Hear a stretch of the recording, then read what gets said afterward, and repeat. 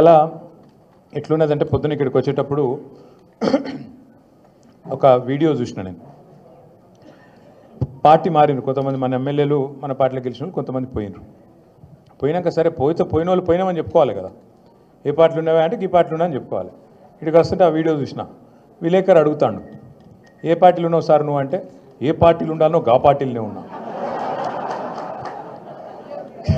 ఇప్పుడు మీకు పిల్లలు ఉంటారు అందరు ఇళ్ళలో, పిల్లగాడు బయటికి పోయింది అనుకో, బయటికి పోయినాక కొద్దిగా ఆలస్యమైంది అనుకో, 9:30 10 అవుతుంది, పిల్లగాడు ఇంటికి వస్తలేడు, ఫోన్ చేసినావు, యాడున్నావురా అంటే నేను యాడు ఉండాలనో గాడినే ఉన్నాను అనుకో, వాడు ఏమంటావు, నువ్వు దవడమికెళ్ళడు దంపో, ఇంటికి రాగానే నువ్వు వేస్తావా లేదా, ఏమరా బాగా మాట్లాడుతున్నావు అని. ఈ అతి తెలివితేటలు ఇలా చూస్తున్నాం, కొత్త విచిత్రమైన 20 నెలల్లో విచిత్రమైన అనుభవాలు.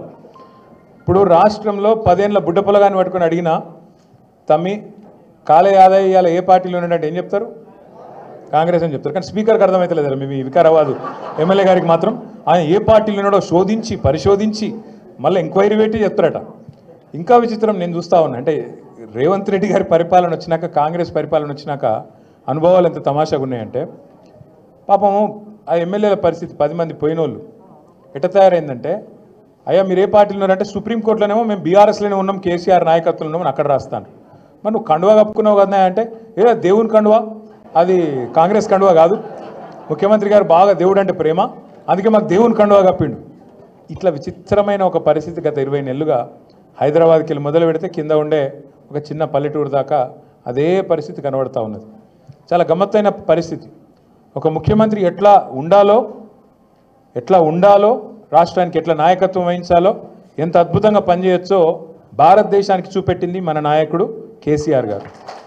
కానీ ఒక ముఖ్యమంత్రి ఎట్లా ఉండొద్దో, ఎట్లాంటి మాటలు మాట్లాడొద్దో, ఎటువంటి పనులు చేయొద్దో చూపెడుతున్నది రేవంత్ రెడ్డి గారు.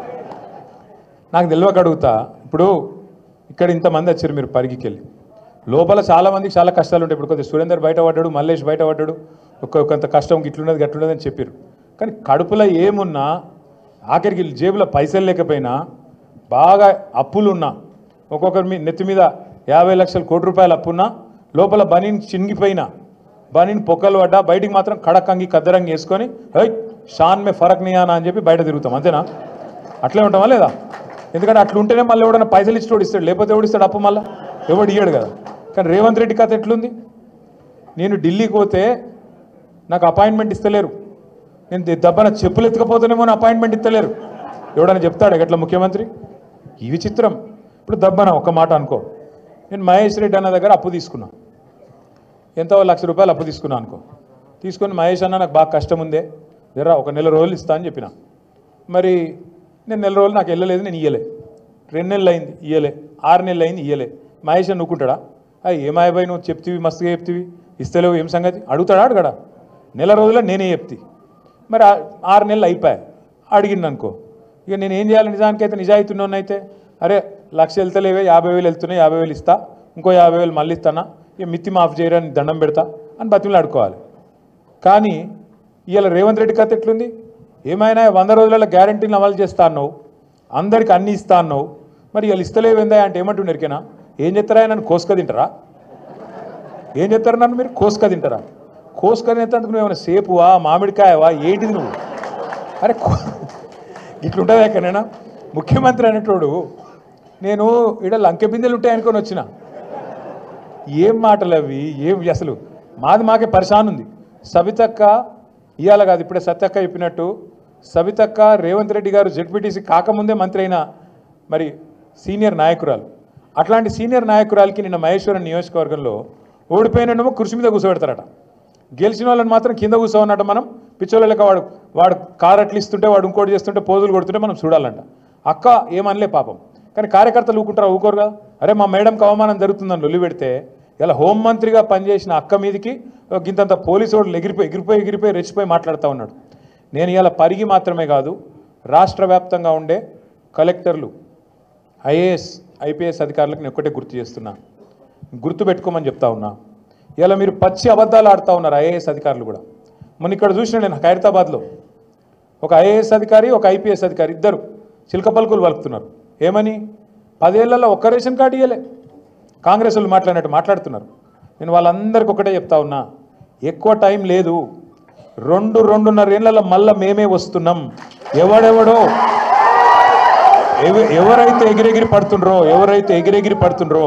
ఎవరైతే అతి చేస్తుండ్రో, ఎవరైతే రేవంత్ రెడ్డి కంటే ఎక్స్ట్రాలు చేస్తున్నారో వాళ్ళందరికీ నేను ఒకటే మాట చెప్తున్నా. నేను ఇదివరకు కూడా చెప్పినా, మళ్ళీ కూడా చెప్తున్నా. బరాబర్ ప్రతి పేరు రాసి పెట్టుకుంటాం, ప్రతి ఒక్కరి మాటలు యాది పెట్టుకుంటాం. ఇదివరకు లెక్క మాత్రం ఈసారి ఉండదు. అన్ని లెక్కలు హిసాబ్ కితాబ్ సెటిల్ చేసే బాధ్యత నాది. సురేంద్ర ఒక మాట అన్నాడు, వాస్తవం అది. 10 ఏళ్లలో ఎన్నడూ మాకు ఇక్కడ అవకాశం రాలే అని ఒక మాట అన్నాడు, వాస్తవం. 10 ఏళ్ళు మేము ప్రభుత్వాన్ని నడిపినాం, రాష్ట్రాన్ని నడిపినాం. అంటే కొత్త రాష్ట్రం, కష్టపడి తెచ్చిన రాష్ట్రం, పిల్లగాళ్ళు చచ్చిపోతే వచ్చిన రాష్ట్రం, కేసీఆర్ నాయకత్వంలో కొట్లాడి తెచ్చుకున్న రాష్ట్రం. ఇటువంటి రాష్ట్రంలో ఇల్లు చక్కదిద్దుకున్నట్టు మరి కొత్త సంసారం, కొత్త కాపురం కాబట్టి బ్రహ్మాండంగా చేయాలి. మంచిళ్ళేంది, పొలాలకు సాగునీళ్ళేంది, సంక్షేమ పథకాలేంది, పరిశ్రమలేంది, చెట్లేంది, పర్యావరణం ఏంది, ఒక్కొక్కటి తపస్సు లెక్క తీర్చుకుంటూ వచ్చినాం.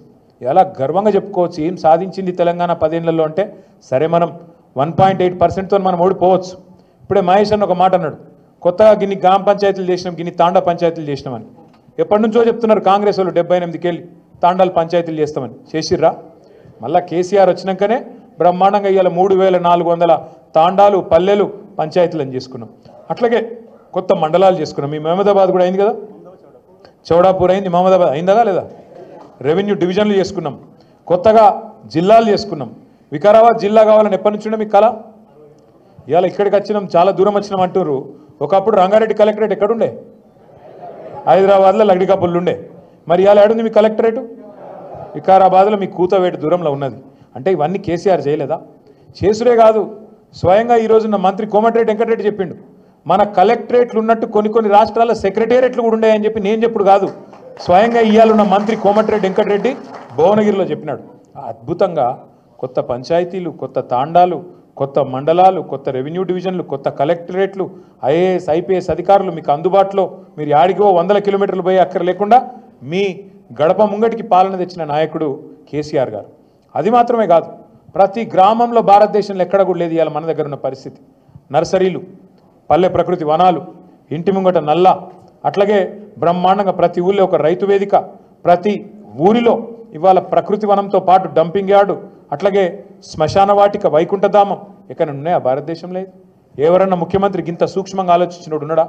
పల్లె ప్రగతి, పట్టణ ప్రగతి ఇంత పెద్ద ఎత్తున ఆలోచించి ఇవాళ ఈ వర్గం ఆ వర్గం అని కాదు, రైతులు కడుపులో పెట్టుకుని చూసుకున్నారు కేసీఆర్ గారు.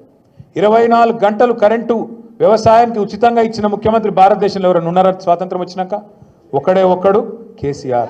చెప్తున్నారు కాంగ్రెస్ వాళ్ళు 78 తాండాలు